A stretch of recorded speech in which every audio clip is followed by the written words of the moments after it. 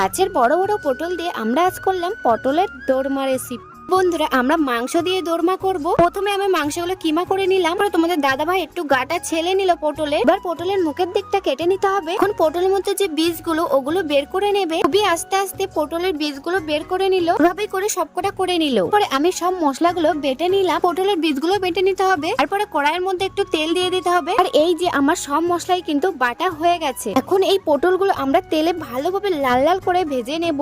ভেজে ভেজে পুরো লাল করে নিয়েছি। এখন তোমাদের দাদা ভাই পটলগুলো তুলে নিল পাত্রে। সেই ভাজা তেলের মধ্যে একটু জিরে দিয়ে তাতে দিয়ে দিতে হবে পেঁয়াজ, রসুন, আদা বাটা, লঙ্কা বাটা, জিরে বাটা, এগুলো সব দিয়ে দিল। এই সব মশলা কিন্তু ভালোভাবে কষিয়ে নিতে হবে। তার মধ্যে এবার মাংসগুলো ছেড়ে দিলাম। এই মাংসগুলোও কিন্তু সুন্দরভাবে কষাই করতে হবে। তারপরে একটু হলুদ ও নুন দিয়ে দিলাম। এদিকে তোমাদের দাদা ভাই কষাতে থাকুক, আমার কাজটা আমি করে ফেলি। একটু আটা মেখে নিলাম। আর কষানোর পরে পুরটা ঠান্ডা করে ওর মধ্যে পুরগুলো ঢুকিয়ে দিল। তাই পটলের মুখ থেকে পুরগুলো না বেরিয়ে যায়, এর জন্য তোমাদের দাদা পটল মুখে আটা দিয়ে দিল। এবার আবারও কড়াইয়ের মধ্যে তেল দিয়ে সব মশলা দিয়ে দিয়েছিল। এই মশলার ভিতরে আরো একটা জিনিস অ্যাড করেছে, সেটা হলো পটলের বীজ বাটাগুলো। আবারও এই মশলাগুলো ভালোভাবে ভেজে তার মধ্যে জল ঢেলে দিল। জল ঢেলে কিছুক্ষণ পর সেই পটলগুলো ওর মধ্যে দিয়ে দিতে হবে। আরো খানিকক্ষণ জাল দেওয়ার পরে লাস্টে গরম মশলা দিয়ে তরকারিটা নামিয়ে নিল। সেই টেস্ট।